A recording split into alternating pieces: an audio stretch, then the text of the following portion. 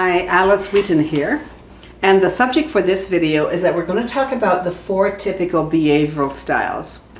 Now, as we go through, what I'd like to invite you to do is stop and consider which behavioral style you are, what type of behavioral style you like selling to, and what do you think you can do to up-level your selling skills in order to sell to all 4 levels. I'm going to be using my notes because I don't want to miss anything. So first of all, it's a driver, and typically they're the ones who want to get things done, and of course they're pretty demanding. A lot of people see drivers as being as aggressive, but you know, if someone is on the high end of the amiable scale, they will see even an assertive person as being aggressive. So just because they speak their mind and they ask for what they want does not mean to say that they are aggressive. It might just be that they are assertive and those around them are uncomfortable with an up-leveled form of energy. But I want to tell you what the negatives are about those gals and guys. There's personal self-confidence, and I identify with this, I must say, is often tied to their results. So they don't have a concrete sense of self other than who they are. So that a singer then identifies himself or herself with being a singer. A farmer identifies themselves with being a farmer, and then when they retire, then they actually don't thrive because their whole identity is about being farming. They focus on achievement, and they are only as good as their last results, typically. Let me tell you what their personal fear is.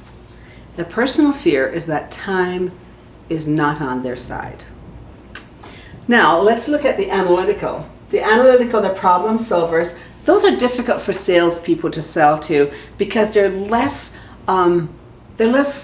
receptive to personalities. So if you've got someone who wants to be Mr. Nice or Ms. Nice and they go in and selling to an analytical, they're not impressed with your personality. They are, however, impressed with the facts and figures you give them.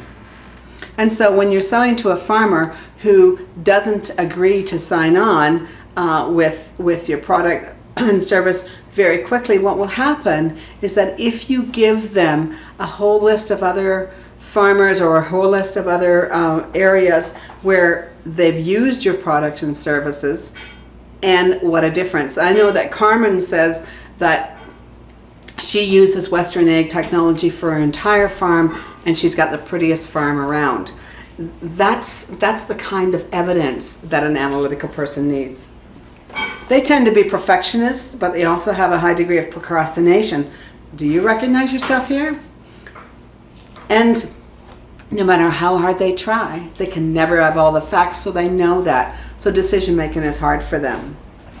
Their personal fear is that there will be information not reviewed and then they're going to end up making a bad decision. That's their typical fear. Whereas the driver thinks, oh, if I make a bad decision, I'll just fix it. Analytical says, I must never make that bad decision.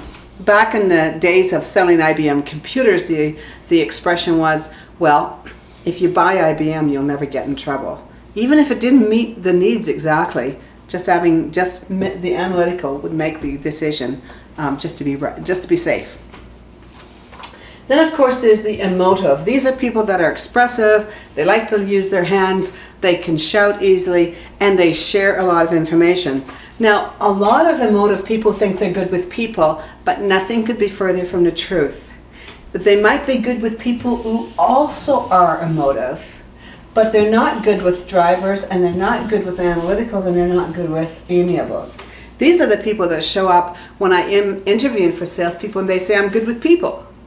And I ask them why, and they say, well, you know, I've got lots of energy, and I'm always enthusiastic. Well, the higher up you go in a corporation, for instance, the less enthusiasm the CEO or the C-suite buyers want. In fact, if someone shows up as highly enthusiastic, a CEO of a large company is likely to see them as a buffoon, and they don't know that. So one of their biggest fears is that they fear authority. They think that their verbal hype buys them safety. So let's look at the amiable. The amiables are team players. and they are the moderators. Now it's interesting, they're team pairs because they're concerned with the individuals on the team, whereas a driver might be totally involved and committed about the results that the team are going to get. The amiable is going to be concerned about the individuals on the team. Now, one of the expressions I heard about the amiables a long time ago was that they smile but carry a big hidden stick. So you never know when you're going to be hit over the head. The driver here, that you know when the driver is coming after you because you can see it and you can duck, but you almost never know when the amiable is holding a resentment or is angry with you because they still smile when they see you. And of course, the big fear for the amiable is fear of being hurt. So the truth is that at times we probably all have specific aspects or certain aspects of each of the quadrant, but generally speaking, we stay within 2 quadrants. So an amiable might be an amiable analytical.